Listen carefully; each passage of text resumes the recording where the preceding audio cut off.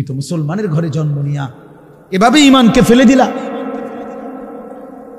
মুসলমানের ঘরে জন্ম নিয়ে এভাবে নামাজকে প্রত্যাখ্যান করলা। ছি ছি ছি ছি। তোমারে দেখে তো হিন্দুও হাসবে, তোমারে দেখে তো ইহুদিও হাসবে, তোমারে দেখে তো খ্রিস্টানও হাসবে যে দেখছো হয় নাকি শ্রেষ্ঠ জাতি, ওদের ধর্ম নাকি শ্রেষ্ঠ ধর্ম, ওদের ধর্ম কোরআন নাকি শ্রেষ্ঠ কিতাব, ওদের শ্রেষ্ঠ ধর্ম ওদেরই পছন্দ হয় না, ওদের শ্রেষ্ঠ কিতাব ওরাই পড়তে পারে না। তো এটা কিসের শ্রেষ্ঠ? কথা বলেন না। তাহলে আমি তো আমার ধর্মের অপমান। কথা বলেন না। আমি আমার ধর্মের অপমান না, আমি আমার কোরআনের অপমান। এজন্য তোমরা যারা বেনামাজি ছেলে, তোমরা ধর্মের অপমান। তোমাদের যাদের চুল বেঈমানের মতো, তোমরা মুসলমান ধর্মের অপমান। তোমরা, তোমাদের কারণে আমার ধর্ম লজ্জিত, তোমাদের কারণে ধর্ম বেইজ্জতি হয়েছে। তোমরা ইসলামকে অপমানিত করলা, আল্লাহকে অপমানিত করলা, আমার নবীর শ্রেষ্ঠতম 23 বছরের আদর্শকে তোমরা অপমানিত করলা। এই অপমানের বিচার আল্লাহ করবে, মনে রাখো। ছেড়ে দিবে না বাপ। আল্লাহ কোরআনে বলছে, বান্দা আমি 1 সেকেন্ড ছাড়বো না, আমি হিসাব নিব। তুমি আমারে কি মনে করছো বান্দা?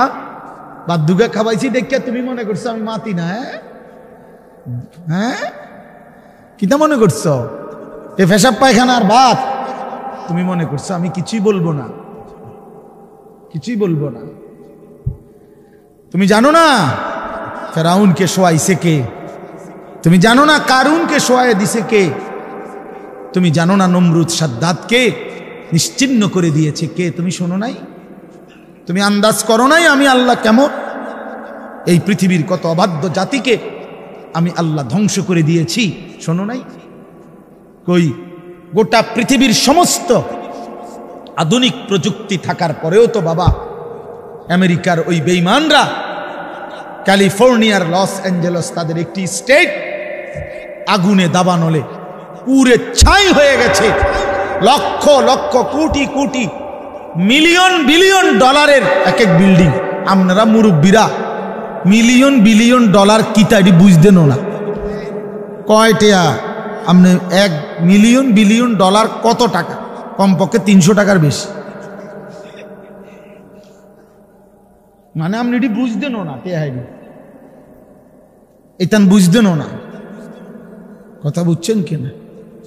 হ্যাঁ, আমরা কিতাবে পড়ছি এক বুজুর্গকে, হ্যাঁ, একটা জিনিস দামি ওনার কাছে ছিল, তো ওনার কাছে বলছি এটা আপনি বিক্রি করে দেন। কত মূল্য? উনি বলছে 100 দিরহাম, 100 টাকা। তখন উনি যখন বিক্রি করে দিছে, ওনারে 100 দিরহাম দিছে। তো অন্য কেউ ওনারে পরে বলছে, হায় হায় জনাব, আপনি তো বহুত বড় ঠকছেন, মাত্র 100 টাকা দাম চাইলেন, এটার দাম তো আরো অনেক।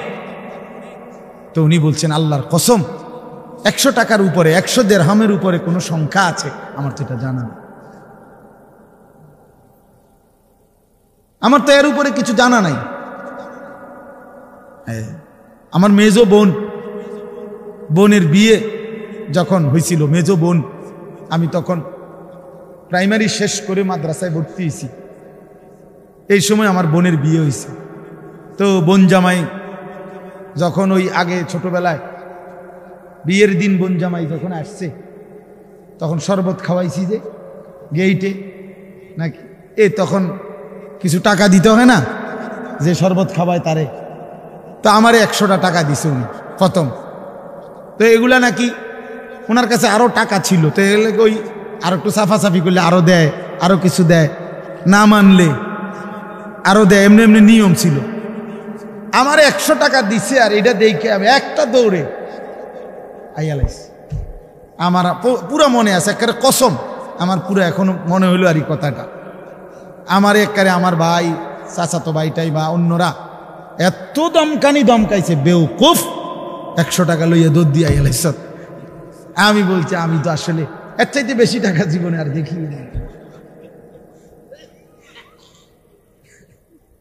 তো বলতে চাইলাম, হাজার হাজার কোটি কোটি মিলিয়ন ডলারের এই বাড়ি ভবন, এগুলো পৃথিবীর সর্বাধুনিক প্রযুক্তি দিয়ে, অত্যাধুনিক প্রযুক্তি থাকা সত্ত্বেও, আধুনিক সরঞ্জামাদি থাকার পরেও বাপ আল্লাহর দেওয়া আযাবে আগুনে যখন জ্বলছে, এই কয়দিন হইল কোনো বেঈমানে 1 সেকেন্ডের জন্য আগুন নিভাইতে পারে না।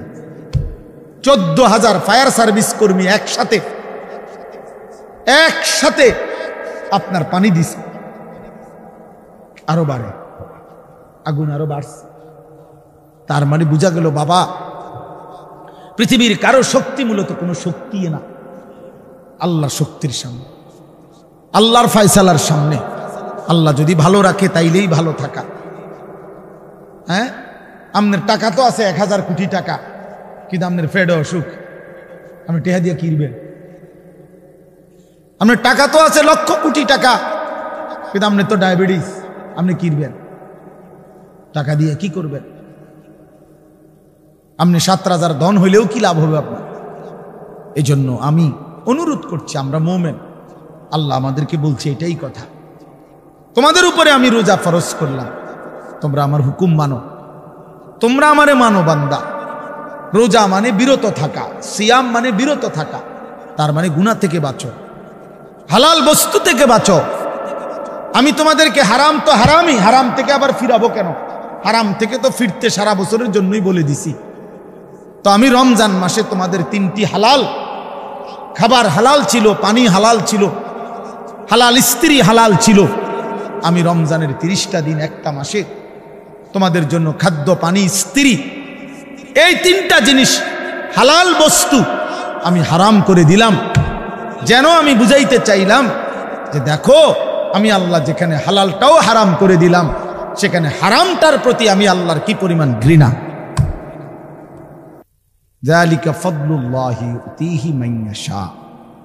আল্লাহ তাআলা বলছেন এটা আল্লাহ তাআলার ফজল, অনুগ্রহ, দয়া। তিনি যাকে ইচ্ছে করেন দিয়ে থাকেন, তিনি যাকে ইচ্ছে। হযরতে বেলাল রাদিয়াল্লাহু তাআলা আনহু, ওনার বাড়ি মক্কা মদিনা, অনেক দূরে, কিন্তু উনি মুসলমান হয়েছেন, সাহাবী হয়েছেন। হযরতে হুযাইফা নবীজির সাহাবী, ওনার বাড়ি মক্কা মদিনা না, ইয়ামান, উনি মুসলমান হয়েছেন, সাহাবী হয়েছেন। হযরতে সালমান, ওনার বাড়ি মক্কা মদিনা না, ওনার বাড়ি ইরান, পারস্য। তো উনি সেখান থেকে আল্লাহ আনাইছে, উনি কালেমাওয়ালা হয়েছে।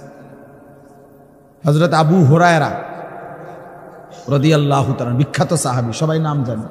আবু হুরায়রার নাম সবাই জানেন না? উনিও কিন্তু মক্কা মদিনার মানুষ, উনি দাউস গোত্র, এটা অনেক দূরে, কিন্তু সেখান থেকে আল্লাহ ওনাকে আনাইয়া মুসলমান হয়েছেন, সাহাবী হয়েছেন। কিন্তু আবু জেহেল বাড়ির কাছে, আল্লাহর ঘর কাবার সবচেয়ে কাছে, সর্বপ্রথম বাড়ি যার কাবা ঘরের পরে আবু জাহেলের বাড়ি। জানেন এটা? আবু জাহেলের ঘরের আগে কারো ঘর নেই, কারো ঘর ছিল না। নবীজির ঘরও আরো পিছনে ছিল, সবার ঘর পিছনে। কাবা ঘরের সবচেয়ে নিকটতম প্রতিবেশী ছিল আবু জাহেল। তো কি হয়েছে? কিন্তু বদনসিব, আবুল আহাব কাছে ছিল, বঞ্চিত। এই জন্য এটা আসমানের ফয়সালা। এত কাছে থেকে বঞ্চিত হলো কেন? এত দূরের থেকে আসলো কেন? বুঝছেন না হিসাবটা? তাহলে মূলত ফয়সালাটা কার?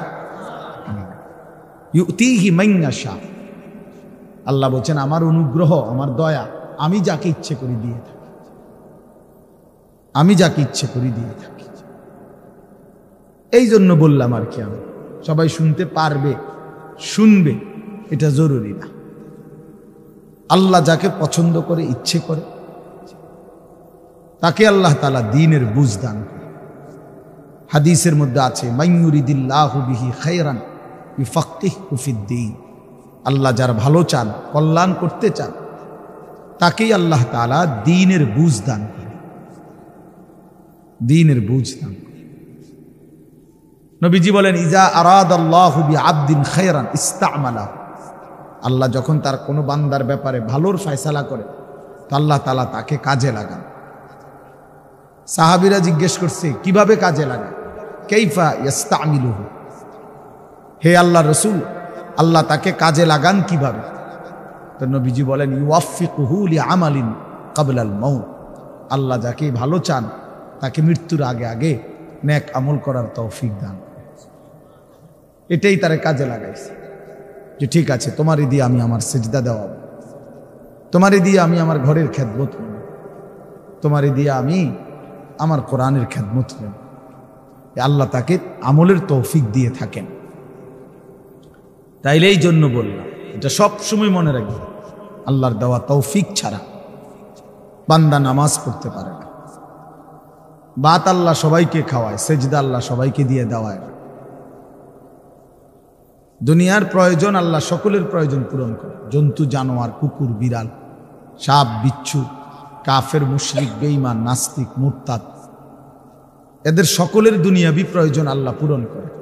এই খানা পিনা পেশাব পায়খানা, হ্যাঁ জরুরত, এগুলো তো আল্লাহ তাআলা জন্তু জানোয়ারেরও পূরণ করে। কিন্তু সেজদা, আল্লাহর গোলামি, আল্লাহর ইবাদত সবাইকে দিয়ে আল্লাহ করায়। আল্লাহ যাকে পছন্দ করে, ইচ্ছে করে, তাকেই আল্লাহ তাআলা তার দ্বীনের জন্য কাজে লাগায়, আল্লাহর ইবাদতের তৌফিক দান করে। এই জন্য এটা সবসময় মনে রাখতে হবে। নবী সাল্লাল্লাহু আলাইহি ওয়াসাল্লাম দোয়া করতেন যে আল্লাহ আমার ইবাদত, আপনার ইবাদত সুন্দরভাবে করার জন্য আপনি আমারে সাহায্য করেন। আপনি সাহায্য না করলে হবে না, আপনি তৌফিক না দিলে হবে না। আল্লাহুম্মা লা মানিআ লিমা আ'তাইত, আপনি দিলে বাধা দিবে কে? আপনি না দিলে দিবে কে? আপনাকে বাদ দিয়ে কারো কোনো চেষ্টায় কি লাভ হবে? কোনো লাভ হবে। এই জন্য এটা অনেক বড় ইহসান, আল্লাহ তাআলার দয়া। আল্লাহ যাকে পছন্দ করে, ইচ্ছে করে, দয়া করে, আল্লাহর ইচ্ছা হয়, আল্লাহ তাকে কোরআন পড়তে দেয়, দ্বীন মানতে দেয়, আল্লাহকে সেজদা করতে দেয়। আর এমনি বাকিদেরকে আল্লাহ খাওয়ায় পড়ায়, এটা একটা কমন ব্যাপার। আল্লাহ তাআলা বলছেন আমি অনুগত অবাধ্য সবাইকেই খাওয়াই, কাফের মুশরিক বেঈমান কারো রিজিক দুনিয়াবি আমি আটকাই না। এই জন্য আল্লাহ তাআলা ফেরাউনকেও রিজিক দিছে, মুসা নবীকেও রিজিক দিছে না? নমরুদকেও রিজিক দিছে, ইব্রাহিম আলাইহিস সালামকেও রিজিক দিছে। আল্লাহ তাআলা আবু জেহেল আবু লাহাবকেও রিজিক দিছে, নবী সাল্লাল্লাহু আলাইহি ওয়াসাল্লামকেও রিজিক দিছে। তাহলে দুনিয়ার প্রয়োজন সকলের পূরণ করছে, সকলের। কিন্তু আখিরাত সমান না, আখিরাত ভিন্ন। আখিরাত শুধুই ঈমানদার, পরকালের সুখ শান্তি নিয়ামত শুধুই ঈমানদার, শুধুই সেজদাওয়ালা। কোরআন শরীফে আছে আল্লাহ তাআলা বলবে কুলু ওয়াশরাবু হানিআম বিমা কুনতুম তা'মালুন, আমার বান্দা বিগত জীবন দুনিয়াতে যে আমল করছো তার বিনিময়ে আজকে জান্নাতে খাও পান করো, ওগুলোর বিনিময়ে। কুলু ওয়াশরাবু হানিআম বিমা আসলাফতুম ফিল আইয়ামিল খালিয়া, আল্লাহ বলেন জান্নাতীকে বলবে বান্দা নিশ্চিন্তে আরামসে দুনিয়ার জীবন যে তুমি নেক আমল করেছো তার বিনিময়ে আজকে আরামসে নিশ্চিন্তে নির্বিঘ্নে আমার জান্নাতে খাও এবং পান করো। জাযাআম বিমা কানু ইয়ামালুন, আল্লাহ তাআলা বলেন জান্নাতের এই নিয়ামত বান্দা তোমাকে দিলাম কিসের বিনিময়? জাযাআম বিমা কানু ইয়ামালুন, ওই যে দুনিয়ায় আমল করেছিলে তার বিনিময়। এ তোমার সেজদার বিনিময়, এ তোমার রুকুর বিনিময়, এটা তোমার জিকিরের বিনিময়, আমার গোলামের বিনিময়, আমার বন্দিগির বিনিময়। এই জন্য আখিরাত শুধুই মুমিনের জন্য, পরকাল শুধুই ঈমানদারের জন্য। এই জন্য আল্লাহ তাআলার তৌফিক ছাড়া বান্দা আমল করতে পারে না, নামাজ পড়তে পারে না, সেজদা দিতে পারে। কত ছেলে দেখেন না চোখের সামনে এক ওয়াক্ত নামাজ পড়ে না, জানেও না সে মানুষের বাচ্চা নাকি জানোয়ার, এটাও জানে, হাইওয়ান কিনা না মানুষ বলতে পারে। কে পাঠাইলো, কেন পাঠাইলো, কে সৃষ্টি করলো, কেন সৃষ্টি করলো, কি জন্য আসলো, কিচ্ছু জানে, কিছুই জানে। লক্ষ্য উদ্দেশ্যহীন, গন্তব্যহীন এক পাগল, মাতাল, ছাগল, যা মন চায় তাই করে, যা মন চায়। এটা জিন্দিগি আর কি। এই তো লক্ষ্য উদ্দেশ্যহীন জীবন, জন্তু জানোয়ারের জীবন। মুসলমান তো তাকে বলে যার সুনির্দিষ্ট গন্তব্য জানা আছে।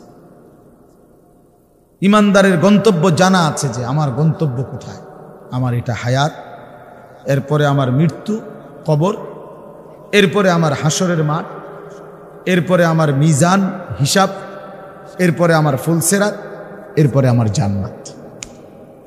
আমার টার্গেট জানা আছে, আমার গন্তব্য জানা আছে। আমি থামবো সেদিন, জান্নাতে যাব যেদিন।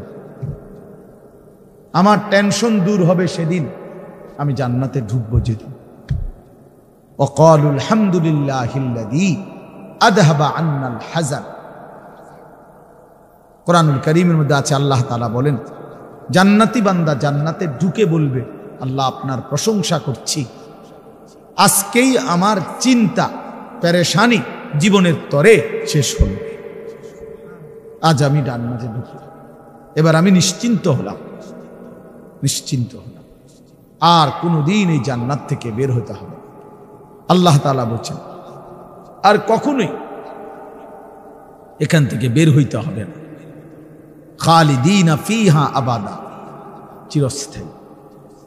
চলেন বাপ, এই জন্য বললাম নিজেদের ছেলে, নিজেদের মেয়ে, নিজেরাও ইনসাফের সাথে ভাইবেন যে আপনি আখিরাত চিনেন কি।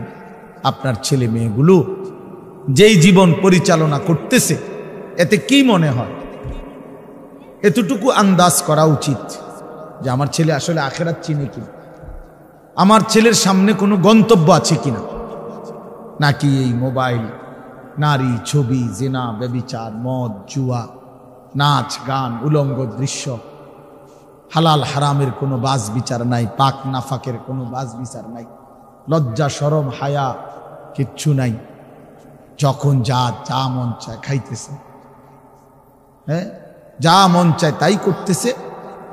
তো এই খামখেয়ালি জীবন, যখন যা মন চায় তাই, হালাল হারাম, জায়েজ না জায়েজের জীবন, যার পার্থক্য নাই, আল্লাহ তাআলা কোরআনে বলছে তার উদাহরণ হলো ফামাসালুহু কামাসালিল কালব, কুত্তার মতো। হ্যাঁ, এটা কোরআন শরীফের আয়াত। ওই জীবন কুত্তার জীবন, কুকুরের জীবন। এই জন্য আমি সবসময় এটা বুঝি, বেনামাজির জিন্দেগি কুত্তার জিন্দেগি। এই ফজরের নামাজ না পড়ে যেই জানোয়ারগুলো ঘুমায় থাকে, এগুলা কুকুরের জিন্দেগি।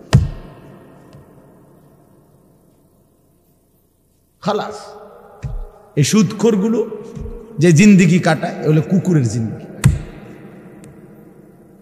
এই হারামখোরগুলো যে জীবন কাটায়, এটা জানোয়ারের জীবন। হ্যাঁ, কোরআন শরীফের আয়াত। ওয়াত্তাবাআ হাওয়াহু ফামাসালুহু কামাসালিল কালব।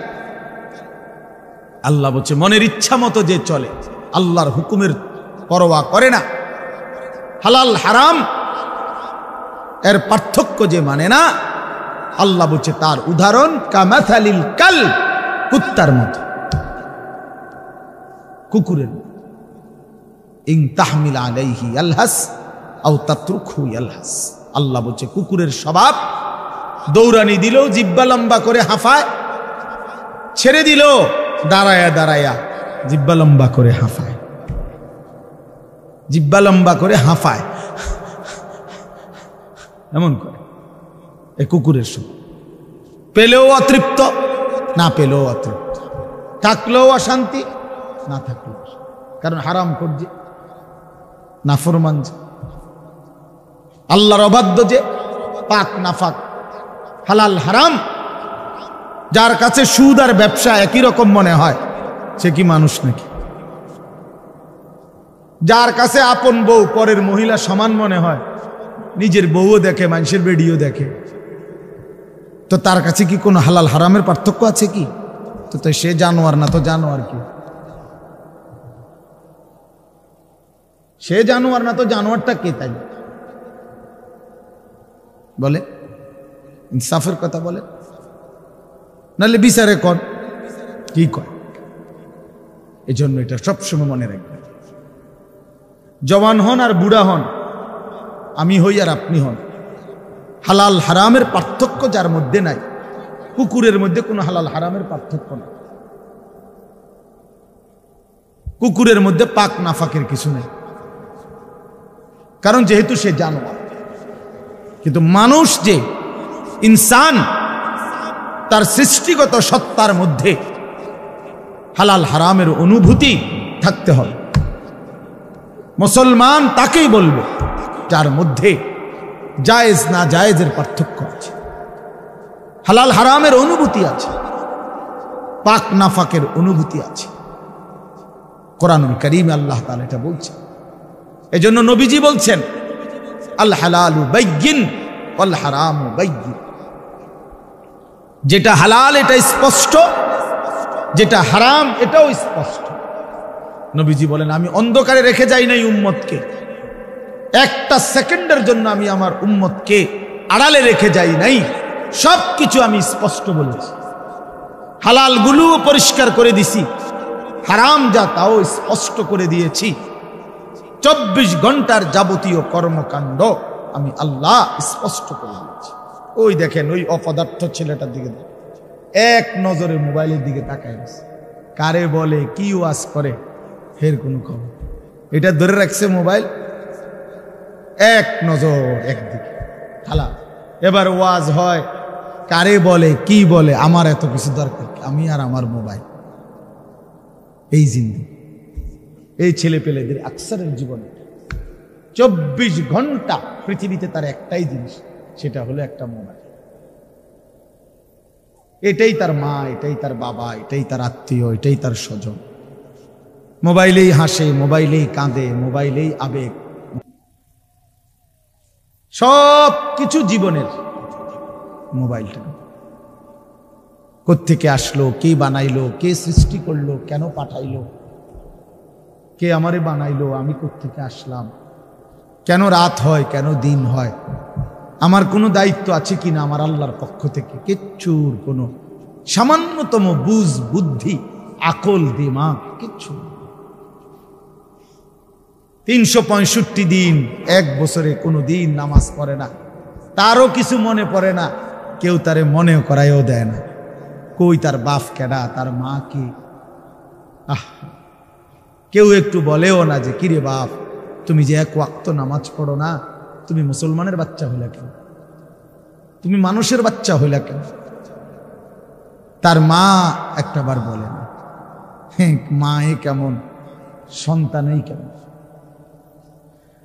আমার খুব আফসোস লাগে, এটা খুব আফসোস।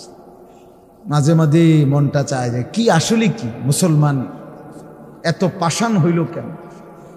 বাপে কেমন, সন্তানেই কেমন, মাই কেমন, মেয়েটাই কেমন। কেউ পর্দা করে না, মাও বেপর্দা, মেয়েও বেপর্দা। বাপ ফুজি ছেলে মেয়ে সবাই মিলে টেলিভিশন চায়, একসাথে নাচ গান নর্তকীর ছবি নাটক সিনেমা দেখতেছে। ছি ছি ছি ছি, কত নিকৃষ্ট মুসলমান, কত বেশরম বেহায়া নির্লজ্জ হইলে এত বড় বেশরম হইতে পারে। আত্মমর্যাদা, আত্মসম্মান,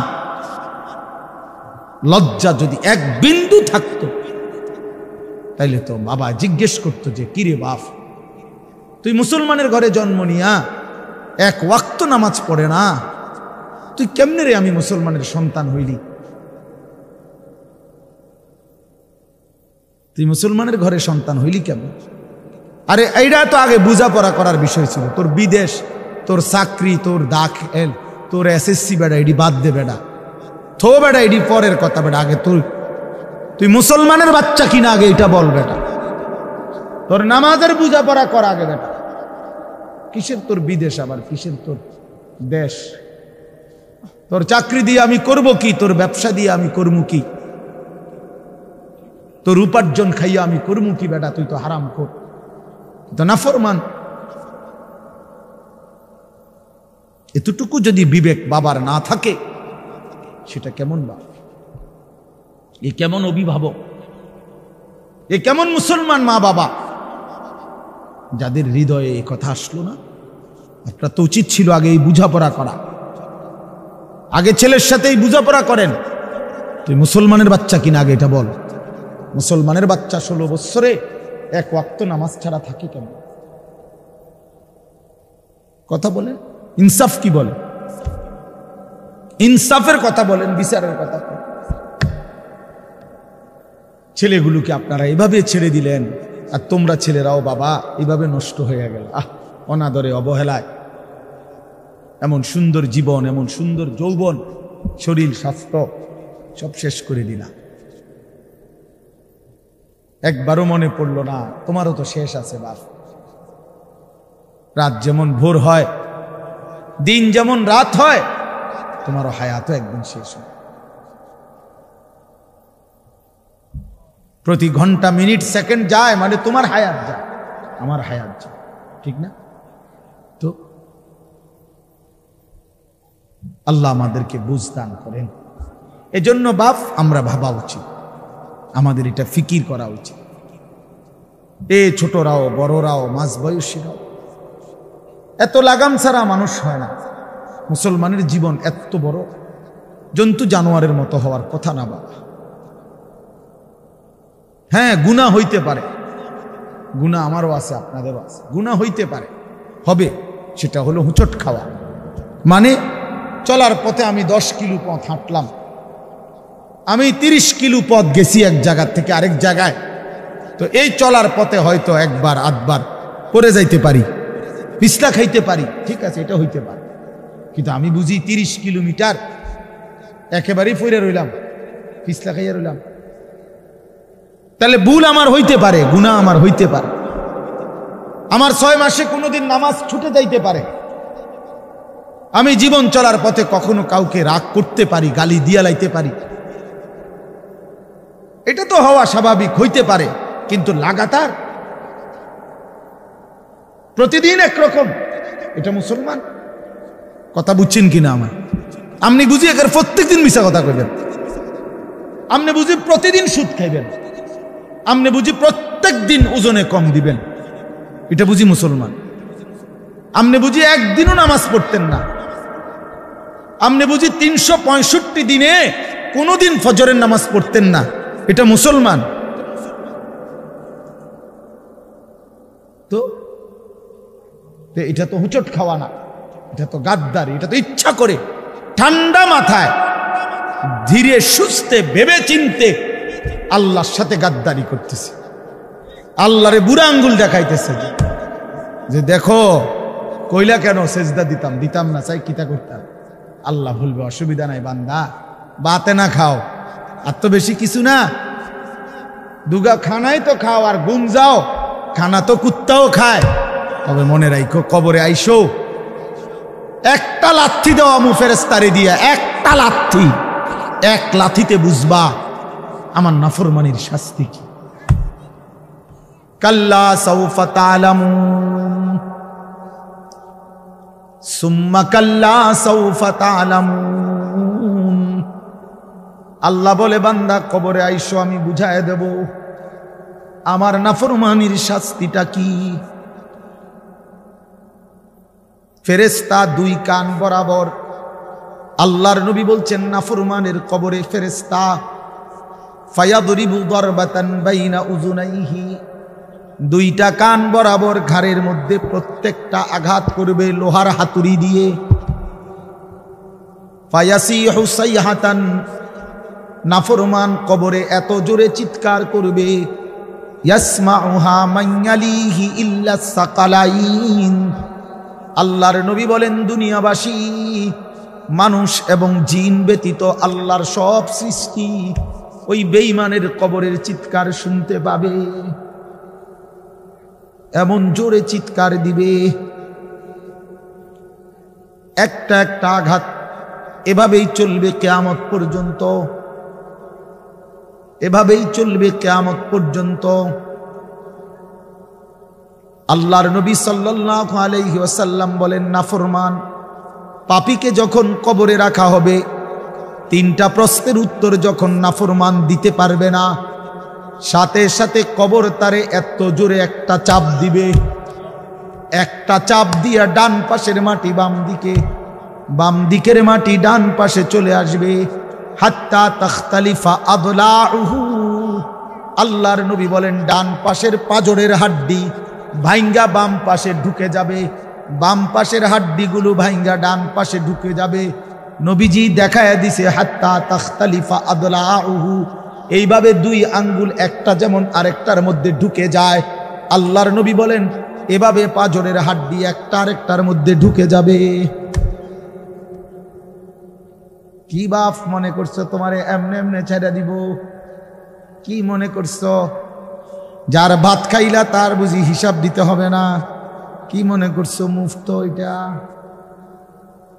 হ্যাঁ, কার পানি পান করেছো, কার ভাত খেয়েছো, কার আসমান, কার জমিন, কার চন্দ্র, কার সূর্য ব্যবহার করেছো বান্দা? কার এটা? তোমার আব্বার। শরীরটা তোমার বাপের নি, চোখ নাক কান তো তোমার আল্লাহর। আলাম নাজআল লাহু আইনাইন ওয়া লিসানান ওয়া শাফাতাইন। আল্লাহ বলে বলো না বান্দা আমি কি দুইটা চোখ দেই নাই? ওহ বাবা কথা কই, আমি কি জিহ্বাটা দেই নাই? আমি কি দুইটা ঠোঁট দেই নাই? তো উত্তরে কি বলবেন যে না দেন নাই? কি বলবেন? কথা বলেন। তো এই কথা বলার হিম্মত আছে কারো যে আল্লাহ আপনি চোখ দেন নাই, আপনি ঠোঁট দেন নাই? কারো সাহস আছে কিনা এটা বলার? তাইলে আল্লাহই তো দিয়েছেন। আলাম নুসিহ জিসমাকা, হাদিসে আছে নবীজি বলেন আল্লাহ জিজ্ঞেস করবে হাসরের মাঠে, বান্দা বলো না আমি কি তোমার শরীরটা সুস্থ রাখি নাই? ওয়া নুরভিকা মিনাল মা, আমি কি প্রতিবার তৃষ্ণার্ত অবস্থায় তোমারে আমি আল্লাহ তো আমি কি পানি পান করাই নাই? আমি তো পানি পান করিয়েছিলাম, আমি তো তৃষ্ণা নিবারণ করেছিলাম, আমি তো ক্ষুধার চাহিদা পূরণ করেছিলাম, আমি তো কায়নাতের সূর্য চন্দ্র আলো বাতাস দিয়েছিলাম। ওয়াজআলনা নাওমাকুম সুবাতা, আল্লাহ বলে সারাদিনের ক্লান্তি দূর করার জন্য রাত্রি গভীরের ঘুম আমি আল্লাহই তো বানিয়েছি। ওয়াজআলনাল লাইলা লিবাসা, অন্ধকার কালো চাদর দিয়ে ঢেকে পৃথিবীটাকে অন্ধকারাচ্ছন্ন করে দিয়েছি আমি আল্লাহই তোমার ঘুমের উপযুক্ত পরিবেশের জন্য। আবার দিনের বেলা আলোকিত করে দিয়েছি তোমার উপার্জনের সুবিধার জন্যে। রাতে তুমি ঘুমাইবার জন্য অন্ধকার করে দিয়েছি, দিনে তুমি রোজগার করবা এই জন্য আলোকিত করে দিয়েছি। সুবহানাল্লাহ।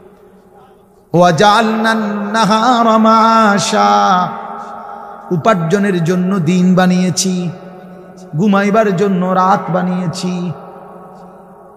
ওয়াজআলনা সিরাজান ওয়াহাজা, একটা উজ্জ্বল সূর্য আমি আল্লাহই বানিয়েছি। ওয়ানজালনা মিনাল মুসিরাতি মাআন সাজ্জাজা, জমাট বাঁধা মেঘ থেকে আমি আল্লাহ অঝোর ধারায় বৃষ্টি নামিয়েছি। এই জমিনটাকে সিক্ত নরম করেছি, ছোট্ট ছোট্ট ছিদ্র বানিয়েছি। তোমার অনাদরে ফেলে দেওয়া দানা আমি আল্লাহ কুদরতি স্বয়ংক্রিয় মেশিন দিয়ে আমি আল্লাহ জমিনের নিচে আমি নিয়ে এসেছি। কয়দিন পরে আবার আমি আল্লাহ সেই ছোট্ট দানা থেকে নতুন গাছ বের করে দিয়েছি। লিনুখরিজা বিহি হাব্বান ওয়া নাবাতা, তাহলে রিজিকের ব্যবস্থা আমি করলাম, ঘুমের ব্যবস্থা আমি করলাম, উপার্জনের পরিবেশ আমি করে দিলাম, শরীর স্বাস্থ্য জীবন যৌবন আমি দিলাম। আমি কেন সেজদা পেলাম না? আল্লাহ যদি বলে বান্দা আমি কি অপরাধ করলাম, আমি তোমার এত কিছু দিয়ে আমি কি অন্যায়টা করলাম যেই অপরাধের কারণে তুমি আমারে সেজদা দিলা না? কি বলবা যুবক? নাফরমান যুবক কি বলবা? অসভ্য যুবক যে নামাজ পড়ো না, হাইওয়ান তুমি কি বলবা, তুমি মানুষ না জানোয়ার? বেনামাজি তুই মানুষ না জানোয়ার বল, মানুষ না জানোয়ার বল বেটা। অনেক বেহায়া এখনো হাসে এইখানে, এত বড় অসভ্য বেহায়া, এই বেহায়া এখনো হাসে। চিন্তা করছো নি? হ্যাঁ, এত বড়, এত নির্লজ্জ, এত বড় অসভ্য যে এখনো হাসে। অর্থ হইল আমারই কর, বুঝেন নাই? বুঝতেছে সে আমারই কর। আহ আহ আমার মনে হয় কুকুররে কইলে কুকুর মাথা নামাইলে। আহা, আমাদের সন্তানদের হালাত কত নাজুক, চিন্তা করে দেখ। মুসলিম সমাজে বসবাস করে, বাপ মুসলমান, মা মুসলমান, চারিদিকে মসজিদ, চারিদিকে মাদ্রাসা, কত দাড়িওয়ালা, টুপিওয়ালা, পাঞ্জাবিওয়ালা প্রতিদিন মসজিদের মিনারা থেকে উচ্চ কণ্ঠে মাইকের হর্ন দিয়ে আজান হইতেছে। এত বেশি মাইক, হর্ন, মসজিদ, মাদ্রাসার পরিবেশের মাঝখানে থাইকাও এটা কত বড় গাদ্দার, কত বড় গাদ্দারা নাফরমান। এত সুন্দর চারদিকে মসজিদ, মাদ্রাসা, আলেম ওলামা, দাড়ি টুপি, মাদ্রাসার পরিবেশের ভেতরে থাইকাও জানোয়ারে একটা সেজদা দেয় না। কত বড় নিকৃষ্ট জানোয়ার, চিন্তা করছে। এই বাপ, এমন সন্তান পাইলা কবরে যাই আফসোস ছাড়ার কিচ্ছু নেই।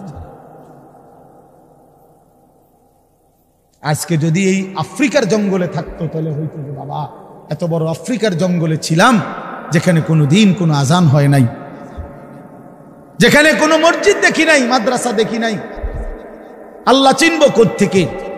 আমি তো আফ্রিকার জঙ্গলের ভিতরে থাকতাম। বলেন, একটা ছেলে বলেন, এই ছেলেগুলো বেনামাজি যে ছেলেগুলো, এদেরকে জিজ্ঞাসা করেন যে বাবা তুই কি আল্লাহ চিনলি না, না রাসূল চিনলি না? তুমি বাবা কি মসজিদ চিনলা না, মাদ্রাসা চিনলা না? কোনোদিন কি কোরআন দেখলা না? কারো লাশ, কারো জানাজা, কারো কবর কিছুই দেখো নাই? কিচ্ছুই তোমার কলজার মধ্যে কোনো এক বিন্দু কোনো বিবেক অনুভূতি জাগাইলো না? শুধু নারী, শুধু একটা মোবাইল, শুধু একটা ছবি, শুধু একটা অশ্লীল দৃশ্যের কাছে হেরে গেলা। ছেলেরা বলো বাবা, তোমরা বলো, কার কাছে হাইরা গেলা? কেমনে হাইরা গেলা তুমি? তোমার বাপ মুসলমান, মা মুসলমান, তোমার ঘর মুসলমান, তোমার দাদা দাদি, নানা নানি, চাচা মামা, ফুফা খালু সব মুসলমান। তোমার এলাকার চারদিকে আজান হয়, তোমার মহল্লার প্রত্যেক গলিতে গলিতে মাদ্রাসা আছে, কোরআনের ঘর আছে। তোমারই কোনো না কোনো চাচাতো ভাই, মামাতো ভাই, ফুফাতো ভাই, আত্মীয় কেউ না কেউ হাফেজে কোরআন আছে, আছে না? তালেবে ইলম আছে, মাদ্রাসায় পড়ুয়া আছে। এত কিছু দেখার পরেও যার কলিজায় এক ওয়াক্ত নামাজ পড়তে মন চায় না, তার দিল পাথরের চাইতে শক্ত, তার দিল জন্তু জানোয়ারের দিলের চাইতে নিকৃষ্ট। কারণ এ বড় শক্ত হারামি, মনে রাখি। সে কিছুই মনে করে না আল্লাহকে, কিছুই মনে। এত মসজিদ মাদ্রাসা, এত নামাজ রোজার এত চিহ্ন দেখাও তে কয় যে আমি কিছুই বিশ্বাস করি না। আমি বিশ্বাস করি আমার জীবন হইল মোবাইল, আমার জীবন হইল নারী, আমার জীবনের অর্থ হইল ছবি, আমার জিন্দিগির মাকসাদ হইল উলঙ্গ ছবি দেখা, নর্তকী দেখা, জিনা ব্যভিচারের দৃশ্য দেখা, মদের আড্ডা, জুয়ার আড্ডা, নারীর আড্ডা, কোন অশ্লীল মেয়ের পিছনে জীবনটা শেষ করে দেওয়া। খালাস, আমি বুঝছি এটাই জীবন। কিসের মসজিদ, কিসের মাদ্রাসা, কিসের আল্লাহ, কিসের রাসূল, আমি এগুলা বুঝি না। এতটা উল্টে গেল কেন? এত বড় লানত হলো কেন? বলেন বাবা। অতএব আপনাদের কাছে অনুরোধ করলাম, আপনারা আপনাদের বিবেককে নিয়ে ভাবেন। তোমরা ছেলেরাও বাবা রাগ হইও না, বুঝতে শিখো বাবা। কে ফিরাবে তোমাদেরকে? কে ফিরাবে? কে ফিরাবে? কে ফিরাবে বাপ? তোমরা কি কোনোদিন মরবা না? আজ যদি মৃত্যু হয়, এই বেনামাজি জিন্দিগি নিয়ে কেমনে কবরে যাইবা? ঠিকবা কেমনে? এই নাফরমানের জিন্দিগি নিয়ে কেমনে ঠিকবা? এই জন্য আমরা প্রত্যেকেই প্রস্তুতি নেই। যদি ভাবতে শিখি, বুঝি, সামান্য অনুভূতি জাগে, তাহলে এই অনুভূতিটাকে কাজে লাগাবার একটা বড় সুযোগ, পিছনের গুনাহ মাফ করে নতুন করে নিজেকে আল্লাহর ইবাদত, ঈমান, আমলের দ্বারা সজ্জিত করার একটা শ্রেষ্ঠতম সিজন, মৌসুম আসতেছে, সেটা হলো মাহে রমজান। মাহে রমজান বড় বেশি সুযোগ আসতেছে। আল্লাহ যদি দয়া করে হায়াত দেয়, তো পিছনের সব গুনাহ মাফ করিয়ে নতুন সাজে নিজেকে সজ্জিত করার, আখিরাতের রঙে রঙিন করার, জান্নাতের রঙে নিজেকে গড়ে তোলার এক শ্রেষ্ঠতম মাস মাহে রমজান। রমজান মানে অন্য কিছু, রমজান মানে ভিন্ন কিছু। রমজান মাসে মানে নিজেকে বদলানোর মাস, রমজান মানে নিজেকে পরিবর্তনের মাস, রমজান মানে নিজেকে আখিরাতের রঙে রঙিন করার মাস, রমজান মানে আল্লাহ তাআলার মহব্বতে, রাসূলুল্লাহ সাল্লাল্লাহু আলাইহি ওয়াসাল্লামের মহব্বতে ডুবে যাওয়ার মাস। এটা আমাদের সামনে। আল্লাহ আমাদের জন্য রমজানের হায়াত ভিক্ষা দান করেন। আল্লাহ যেন আমাদের সকলকে রমজান পর্যন্ত পৌঁছিয়ে দেন। এই আয়াত দেখেন, আল্লাহ তাআলা বলছেন, ইয়া আইয়ুহাল্লাযীনা আমানু, হে ঈমানদারগণ, কুতিবা আলাইকুমুস সিয়াম, তোমাদের উপরে রোজা ফরজ করা হলো, কামা কুতিবা আলাল্লাযীনা মিন ক্বাবলিকুম, যেমনটা ফরজ করা হয়েছিল তোমাদের পূর্ববর্তীগণের উপর, মানে পূর্বের ঈমানদার উম্মতদের উপর। কেন ফরজ করা হলো রোজা? উদ্দেশ্য কি? আমি আল্লাহর, লাআল্লাকুম তাত্তাকুন, যেন তোমরা মুত্তাকি হতে পারো, মুত্তাকি হইতে পারো, আল্লাহ ভীরু হইতে পারো। আর মুত্তাকি হলে কি লাভ হবে? উইদ্দাত লিল মুত্তাকিন, আল্লাহ বলে জান্নাত বানানোই হয়েছে মুত্তাকিদের জন্য। মুত্তাকি হবে তো জান্নাতি হবে, জান্নাতি হবে। এই আয়াতটার অল্প একটু কথা, আমি এই আয়াতটাই পড়ছি, সূরা বাকারার 183 নম্বর আয়াত, দ্বিতীয় পারা, দ্বিতীয় সূরা। এটার উপর আর একটু কথা বললে আমার কথা শেষ। আমরা আমাদের যদি পরিবর্তন চাই, পরিবর্তনের সুযোগ মাহে রমজান। আমরা যদি আখিরাত সাজাইতে চাই, আমাদের জন্য শ্রেষ্ঠ সুযোগ মাহে রমজান। আমরা যদি ঘুরে দাঁড়াইতে চাই, আমাদের জন্য শ্রেষ্ঠ সুযোগ মাহে রমজান।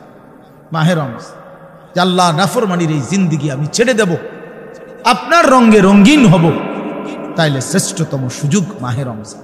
মাহে রমজানের মধ্যে অসম্ভব শক্তি আছে, মাহে রমজানের মধ্যে অসম্ভব পাওয়ার আছে। আল্লাহ বলছে, রমজানে বান্দা আইসো আমার কাছে, রাত দিন 24 ঘন্টা আমি আল্লাহ জাহান্নাম থেকে মুক্তি দিতে থাকব।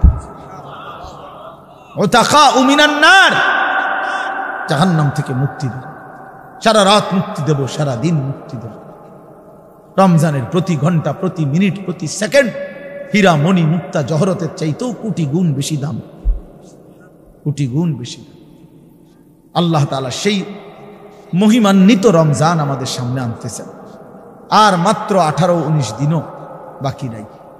এই অল্প কয়টা দিন বাবা, আমাদের উচিত রমজানের জন্য অধীর আগ্রহে মহব্বতের সাথে আল্লাহর কাছে হায়াত ভিক্ষা চাওয়া, যে আল্লাহ এত কাছে আইনা মৃত্যু দিয়েন না, কবরে নিয়েন না, আর কয়টা দিন হায়াত দেন, রমজান পর্যন্ত পৌঁছিয়ে দেন। আল্লাহুম্মা বারিক লানা ফি রাজাব ওয়া শাবান ওয়া বাল্লিগনা রমাদান। আল্লাহ তাআলা বলেন, ইয়া আইয়ুহাল্লাযীনা আমানু। দেখেন, এই একটি আয়াতে আল্লাহ 4টা কথা বলছে। একটা হলো হে ঈমানদারগণ, 2 নাম্বার হলো তোমাদের উপরে রোজা ফরজ করা হলো, 3 নাম্বার হলো যেমনটা ফরজ করা হয়েছিল পূর্ববর্তীদের উপরে, 4 নাম্বার হলো যেন তোমরা মুত্তাকি হতে পারো। কয়টা কথা হলো? এই 4টা কথার আমি 4টা আলগা সংক্ষিপ্ত একটু ব্যাখ্যা বলি। 1 নাম্বার হলো হে ঈমানদারগণ, এটা আল্লাহ আমাদেরকে ডাক দিয়েছেন। তাফসীরের মধ্যে আছে, আদম আলাইহিস সালাম থেকে নিয়ে আমাদের নবী পর্যন্ত, ইতিপূর্বে আমাদের নবীর আগে যত নবী পৃথিবীতে আল্লাহ পাঠাইছেন, ওই নবীদের উপরে যারা ঈমান আনছিল ওই নবীদের আমলে তাদের কাউকে কোনোদিন আল্লাহ তাআলা এই শব্দ দিয়ে হে ঈমানদারগণ ইয়া আইয়ুহাল্লাযীনা আমানু বলে ডাক দেন নাই। আগে সর্বপ্রথম আমাদের নবী, আখিরি নবী, আল্লাহর বন্ধু, আমাদের নবীর ভালোবাসায় আল্লাহ তাআলা বলছে, বন্ধু বিগত কোন নবীর ঈমানদার উম্মতকে আমি যেই শব্দে ডাকি নাই, এই প্রথম আপনার ভালোবাসায় আপনার ঈমানদার উম্মতকে আমি ইয়া আইয়ুহাল্লাযীনা আমানু এই নতুন শব্দে ডাক দিলাম। হে ঈমানদারগণ, হে ঈমানদার তোমরা আমার। তাফসীর ইবনে কাসিরের মধ্যে আছে, যে ঈমানদার সে আল্লাহর বন্ধু, যে মুমিন সে কার বন্ধু? আল্লাহর বন্ধু। আল্লাহর বন্ধু, মুমিনের বন্ধু আল্লাহ, আল্লাহর বন্ধু মুমিন, আল্লাহর বন্ধু মুমিন। এই জন্য তাফসীরে লিখছে, হে ঈমানদারগণ, এই কথার আরেকটা তর্জমা এটা, হে আমার বন্ধুগণ। আল্লাহ যেন ডাক দিয়া বলছে, হে আমার বন্ধুগণ, তোমরা আমার বন্ধু, তোমরা আমার। আমি বানাইছি বহু জনেরে, তোমরা বানাইছি আমার জন্য, আমার জন্য। তোমরা আমার, তোমরা আমারে মেনে নিয়েছ, তোমরা আমার কালেমা পড়েছ, তোমরা আমার রসুলকে মেনে নিয়েছ, অতএব তোমরা আমার। তোমাদের কালেমা লা ইলাহা ইল্লাল্লাহ মুহাম্মাদুর রাসূলুল্লাহ এটা আমি গ্রহণ করলাম, গ্রহণ করে আমি নিলাম, এই জন্যই আমি তোমাদেরকে ডাক দিই। তুমি বলছো আমি এনে ভর্তি অমুক। ওই যে আমারে মোহাম্মদে বলছে, তার ছোট ভাই হাফেজ মুশাররফ কয় আমার আজকে বললো যে হুজুর ভর্তি করামু আপনার মাদ্রাসায়, তো কি কোন সময় আমু, ফরম নিয়ম কানুন কি? আমি এত কথা তোমার দরকার কি, হাতে ভর্তি হইব সারছে তো। তার মানে আমি বলতে চাইছি তারে কি বুঝাইলাম, তোমার এত নিয়ম কানুনের দরকার কি, আমি তারে নিলাম, খালাস আমি ভর্তি নিলাম। তাইলে অর্থ হইল আল্লাহ তাআলা বলছেন, বান্দা তোমার কালেমা আমি নিলাম, তোমার ঈমান আমি নিলাম, এই জন্য আমি তোমার মুমিন বলে ডাক দিলাম। আল্লাহ কাউকে নিজের করে ডাক দেওয়া, খোদার কসম, এটা তার জীবনের সবচেয়ে বড় পাওয়া। যদি দিল থাকতো তাইলে আমরা বুঝতাম। এক এমপি সাহেব যদি কারো নাম নেয়, এক মন্ত্রী সাহেব কারো নাম নেয়, আর তারে যদি কেউ আইয়া কয় আজকে তো মন্ত্রী সাহেবের কাছে গেছিলাম আর উনি তোমার নাম নিছে, তোমার কথা ভালো কইছে, বাবা হেতে বেটা তো মানে ঠ্যাঙালগি দিয়ে আটতে লাগবে। হ্যাঁ বাইতাইয়া ঘরে বেড়ি কথাবার্তা সাবধান কও, আগের মতো নাই, যেরুম মনে করছে এরুম না। কি কিছে মন্ত্রী সাহেব আজকেও আমার নাম লইছে, জিঙ্গাও, মানে সে এটাকে খুব গৌরবের মনে করবে, ঠিকই না বলেন না কেন? সবার কাছে ঘুরে ঘুরে বলার চেষ্টা করবে আমি কিন্তু মন্ত্রীর পরিচিত। হাদিসের মধ্যে আছে এক সাহাবী উবাই ইবনে কাব রাদিয়াল্লাহু তাআলা আনহু, সাহাবীদের মধ্যে নবীজির সবচেয়ে সুন্দর কোরআন শরীফ পড়তেন যিনি, ওনার নাম হলো উবাই ইবনে কাব। তো এই উনি নবীজি একদিন উনাকে বলছেন, এই সাহাবীকে, যে উবাই এদিকে আসো, তুমি আমারে কোরআন শরীফ পড়ে শোনাও, বুঝছেন? তখন ওই সাহাবী একটু লজ্জিত হয়ে বলতেছি, ইয়া রাসূলুল্লাহ আমি আপনার সামনে কোরআন পড়ব, অথচ কোরআন তো আমরা আপনার থেকেই শুনি, কোরআন আপনার উপরেই নাজিল হয়, আমি কোন সাহসে আপনার সামনে কোরআন পড়ি? তো নবীজি বললেন, শুনো, মহান আল্লাহ পাক রব্বুল আলামিন জিব্রাইল পাঠাইয়া তোমার নাম নিয়া বলছে তোমার কাছ থেকে আমি কোরআন শুনতে। এই আমরা স্পষ্ট হাদিসে পড়ছি, বিশ্বাস করেন। এই সাহাবী এটা শুই না 3 বার জিজ্ঞাসা করছে নবীজিরে, আওয়াসাম্মানি আল্লাহ, ইয়া রাসূলুল্লাহ বললেন কি আমার আল্লাহ আমার নাম নিছে? আমার নাম? আরে কোন কি আপনি? নবীজি বলল, হ তোমার নামে তো দিছে।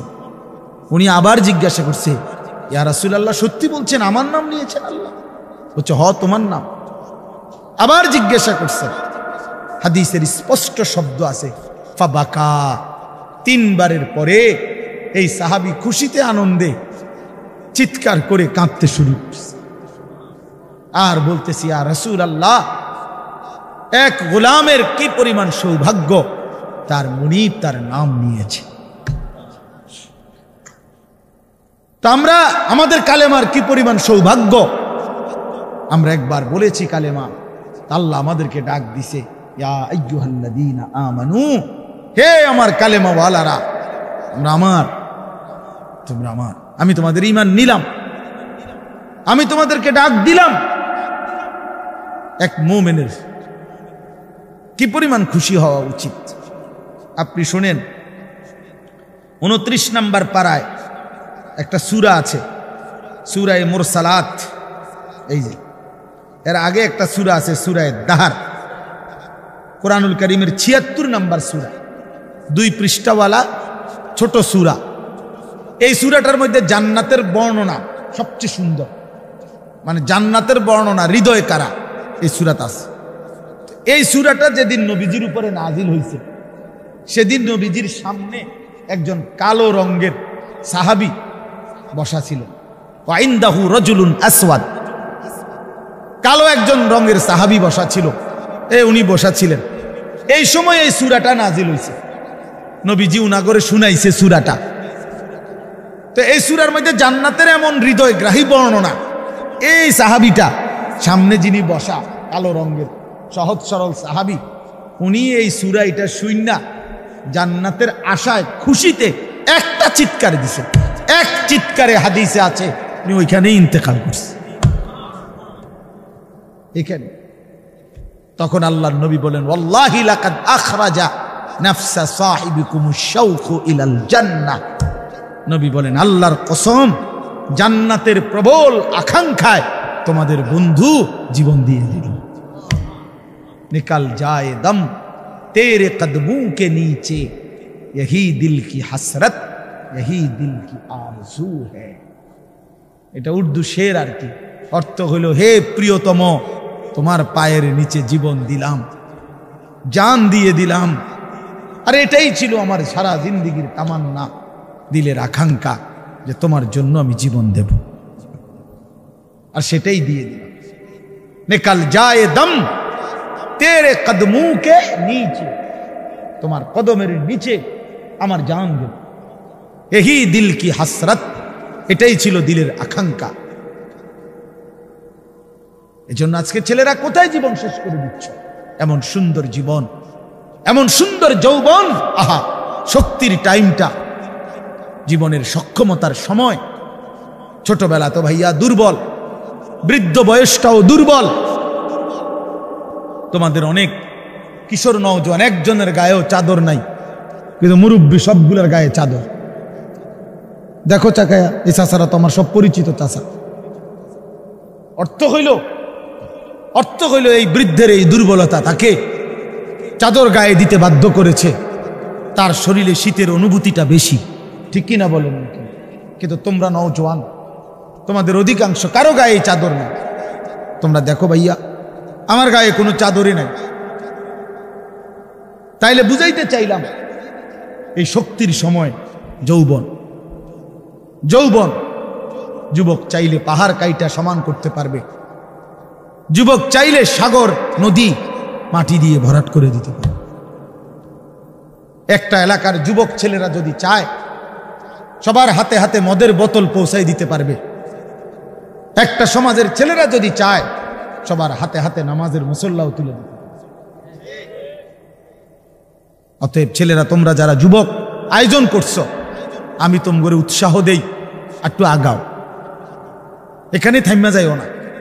একটা মাহফিল করছি, এক ফোটলা বিরিয়ানি খাওয়াই দিছি, খালাস না বন্ধু, একটু আগাও। তোমরা আবার বসো, যে কয়জনে মাহফিলের আয়োজন করছো, তোমরা আবার বসো, যে আমরা কেমনে একটু ভালো হইতে পারি, একটু চরিত্রবান হইতে পারি, আমরা কেমনে নিজেরা নামাজ ধরতে পারি। একটু যদি হিম্মত করো যুবক, ইনশাআল্লাহ ভালো হবে।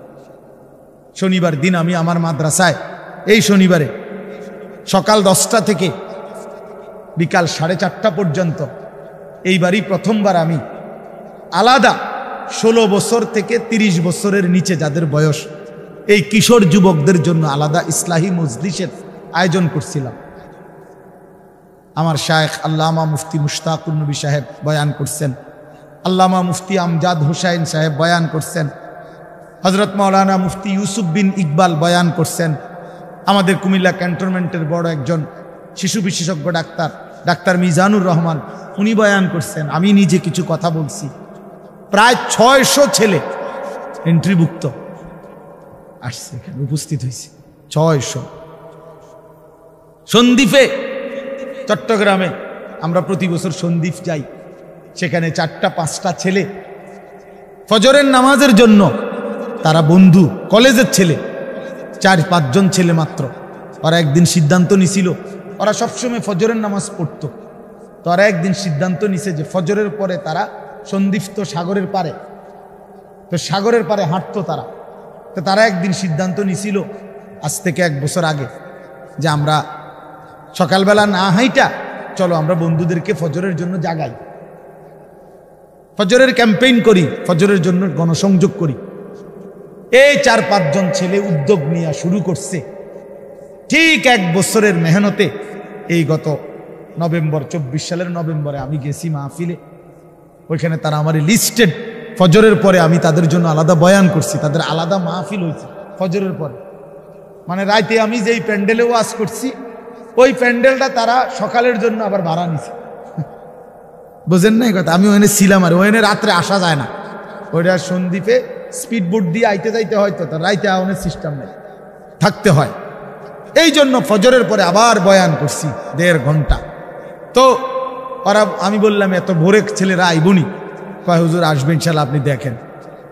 তারা আমারে দেখাইছে কাগজে কলমে লিস্টেড করা প্রায় 4,500 ছেলে এখন ফজরের নামাজ জামাতে। যুবক চাইলে কি না পারে, যুবক চাইলে ভাঙতে পারে, যুবক চাইলে গড়তে পারে, যুবক চাইলে বুলডোজার দিয়ে সমান করে লাইতে পারে, সমান করে ফেলতে পারে। আবার সেই ভাঙার উপরে যুবক চাইলে গড়তেও পারে। আল্লাহ তাআলা নওজোয়ানের শরীরে অসম্ভব হিম্মত দান করছে, অসম্ভব হিম্মত। এই জন্য বাপ আমি যুবক যারা তাদেরকে উৎসাহিত করলাম। মহান আল্লাহ পাক রব্বুল আলামিন আমাদেরকে বলছেন, আমি তোমাদের ঈমানদার, ঈমান নিলাম, আমি ঈমান দিছি বান্দা। আমি গত বছর যখন তাবলীগের সফরে ছিলাম দিনাজপুর জেলায়, গত বছর আগস্ট মাসে 72 বছর বয়স্ক একজন হিন্দু লোককে কালেমার দাওয়াত দিছিলাম। ওনার 2 ছেলে মুসলমান, ওনারে আমি 2.5 ঘন্টা কালেমার দাওয়াত দিছি। আমরা 3 জন আলেম মিলে কত অনুনয় বিনয় করছি, কাকুতি মিনতি করছি, কাঁদছি, চোখের পানি ফেলছি। একটা বার চাচা কালেমা পড়েন, আপনার ছেলে মুসলমান, ছেলের বউ মুসলমান, আপনার নাতি নাতনি সব মুসলমান, আপনি এখনো বসে আছেন কেন? আহা, এই 72 বছর হয়ে গেছে। বুড়া মিয়া কয় আমি ওইটা বলবো না, বলে নাই। আমি আমার সাথীদের কাছে, আমার 26 জন সাথী নিয়ে চিল্লায় গেছি, 16 জন আলেম, এক চিল্লা সফরে 950 মানুষ আল্লাহর রাস্তায় বের হয়েছে চিল্লার জন্য। আলহামদুলিল্লাহ, আল্লাহই করাইছে। তো বলতেছিলাম, আমি সাথীদের কাছে এসে বলছিলাম যে দেখেন 72 বছর বয়স হয়ে গেছে, এক আল্লাহর বান্দা, তার জবান দিয়া কোনোদিন তার মালিকের নামটা বের হয়। আমারে আপনারে আল্লাহ তাআলা কত বড় তৌফিক দিছে যে আমরা কত হাজারবার, লক্ষবার কালেমা লা ইলাহা ইল্লাল্লাহ মুহাম্মাদুর রাসূলুল্লাহ এটা যে আমরা পড়তে পারি, পড়তে পারছি, এই সৌভাগ্যের কৃতজ্ঞতা কি? এটা যদি আল্লাহ আমগো জবান দিয়ে কোনোদিন না বলাইতো। কথা বলে না বাপ, এই ছেলেরা মিয়া, এই আব্বাস যারা নামাজ পড়ো না, আরে না ফরমান, তুই যদি হিন্দুর ঘরে জন্ম নিতি, তুই যদি ইহুদির ঘরে জন্ম নিতি, তুই যদি খ্রিস্টানের ঘরে জন্ম নিতি, বেটা কি হতো জীবন? যদি কোনোদিন কালেমার আহ্বান না শুনতা, তুমি তো মুসলমানের ঘরে জন্ম নিয়া এভাবে ঈমানকে ফেলে দিলা। মুসলমানের ঘরে জন্ম নিয়ে এভাবে নামাজকে প্রত্যাখ্যান করলা। ছি ছি ছি ছি, তোমারে দেখে তো হিন্দুও হাসবে, তোমারে দেখে তো ইহুদিও হাসবে, তোমারে দেখে তো খ্রিস্টানও হাসবে যে দেখছো হয় নাকি শ্রেষ্ঠ জাতি, ওদের ধর্ম নাকি শ্রেষ্ঠ ধর্ম, ওদের ধর্ম কোরআন নাকি শ্রেষ্ঠ কিতাব, ওদের শ্রেষ্ঠ ধর্ম ওদেরই পছন্দ হয় না, ওদের শ্রেষ্ঠ কিতাব ওরাই পড়তে পারে না। তো এটা কিসের শ্রেষ্ঠ? কথা বলেন না। তাহলে আমি তো আমার ধর্মের অপমান। কথা বলেন না। আমি আমার ধর্মের অপমান না, আমি আমার কোরআনের অপমান। এজন্য তোমরা যারা বেনামাজি ছেলে, তোমরা ধর্মের অপমান। তোমাদের যাদের চুল বেঈমানের মতো, তোমরা মুসলমান ধর্মের অপমান।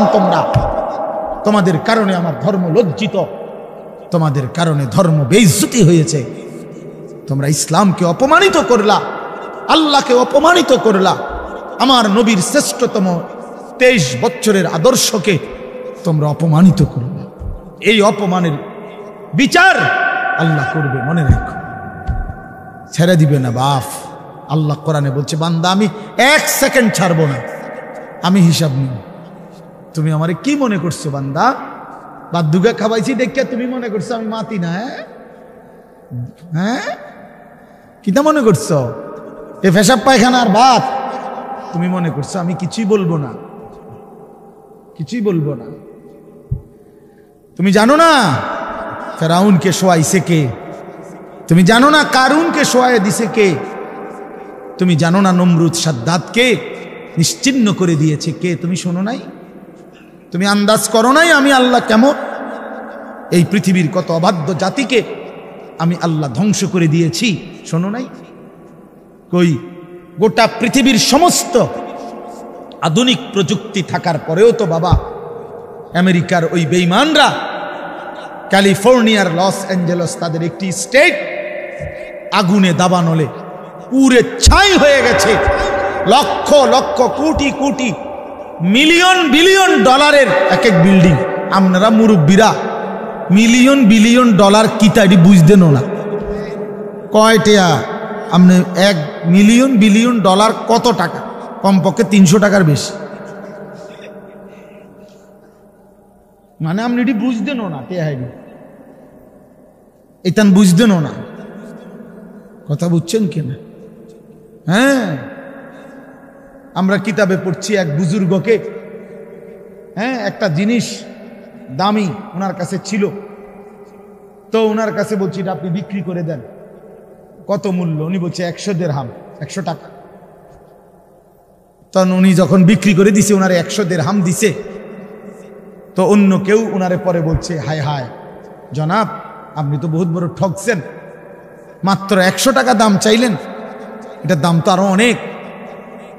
তো উনি বলছেন, আল্লাহর কসম 100 টাকার উপরে, 100 দিরহামের উপরে কোনো সংখ্যা আছে?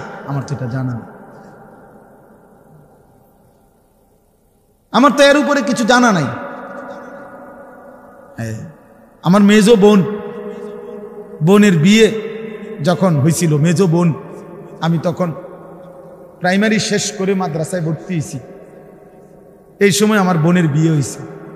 তো বোন জামাই যখন ওই আগে ছোটবেলায় বিয়ের দিন বোন জামাই যখন আসছে, তখন শরবত খাওয়াইছি যে গেইটে নাকি, তখন কিছু টাকা দিতে হয় না, যে শরবত খাওয়ায় তারে।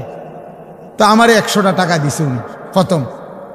তো এগুলা নাকি ওনার কাছে আরো টাকা ছিল, তো এগুলো ওই আরো একটু সাফাসাফি করলে আরো দেয়, আরো কিছু দেয়, না মানলে আরো দেয়, এমনি এমনি নিয়ম ছিল।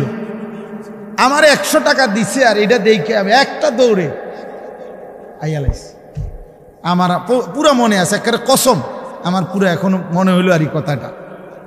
আমার একেবারে আমার ভাই, চাচাতো ভাইটাই বা অন্যরা এত দমকাইছে, বেউকুফ 100 টাকা লইয়া দৌড় দিয়ে আইয়ালাইছ। আমি বলছি, আমি তো আসলে এর চাইতে বেশি টাকা জীবনে আর দেখি না।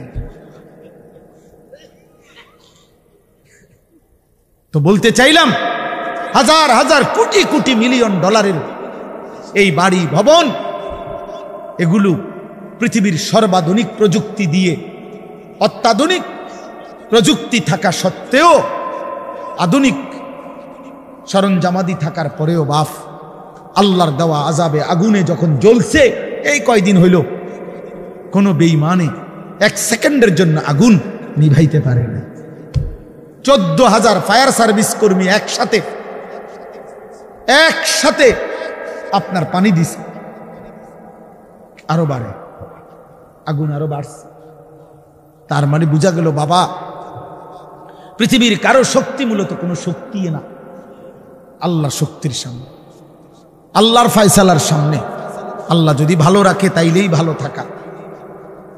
হ্যাঁ, আপনার টাকা তো আছে 1000 কোটি টাকা, কিন্তু আপনার ফেডে অসুখ, আপনি টেহা দিয়ে কিনবেন। আপনার টাকা তো আছে লক্ষ কোটি টাকা, কিন্তু আপনার তো ডায়াবেটিস, আপনি কিনবেন টাকা দিয়ে কি করবেন? আপনি 7,000 ধন হইলেও কি লাভ হবে আপনার? এই জন্য আমি অনুরোধ করছি, আমরা মুমিন, আল্লাহ আমাদেরকে বলছে এটাই কথা, তোমাদের উপরে আমি রোজা ফরজ করলাম, তোমরা আমার হুকুম মানো, তোমরা আমারে মানো বান্দা। রোজা মানে বিরত থাকা, সিয়াম মানে বিরত থাকা, তার মানে গুনাহ থেকে বাঁচো, হালাল বস্তু থেকে বাঁচো। আমি তোমাদেরকে হারাম তো হারামই, হারাম থেকে আবার ফিরাবো কেন? হারাম থেকে তো ফিরতে সারা বছরের জন্যই বলে দিছি। তো আমি রমজান মাসে তোমাদের 3টি হালাল খাবার হালাল ছিল, পানি হালাল ছিল, হালাল স্ত্রী হালাল ছিল। আমি রমজানের 30টা দিন, একটা মাসে তোমাদের জন্য খাদ্য, পানি, স্ত্রী, এই 3টা জিনিস হালাল বস্তু আমি হারাম করে দিলাম। যেন আমি বুঝাইতে চাইলাম যে দেখো, আমি আল্লাহ যেখানে হালালটাও হারাম করে দিলাম, সেখানে হারামটার প্রতি আমি আল্লাহর কি পরিমাণ ঘৃণা। যেখানে হালালটাই ছেড়ে দিতে বললাম, সেখানে হারামটা ধরে রাখার কোন সুযোগ আছে? অতএব মিথ্যা, চুরি, ডাকাতি, জিনা, ব্যভিচার, মদ, জুয়া, নাচ গান, সুদ, ঘুষ, মা বোনদের বেপর্দা জিন্দিগি ছেড়ে দেন, ছেড়ে দেন। একজন বুঝলে একজনই, কোনো অসুবিধা নাই, আমার কোনো আফসুস নাই। আমি সব সময় ফেরিওয়ালার মতো আমি বুঝি, একজনই শুনুক, একজনই যদি ভাবে আলহামদুলিল্লাহ। সংখ্যা দিয়ে আমি কি করব? বুঝেন নাই? 10 কোটি মানুষ আমারে মনে করেন আলগি দিছে, তো কি হইছে? কি হইছে? আমার কবর রাজাব মা। বাংলাদেশের একেবারে মনে করেন 50 লাখ লোক আমার চিনে, তো কি হইছে? আমার কবর রাজাব মা।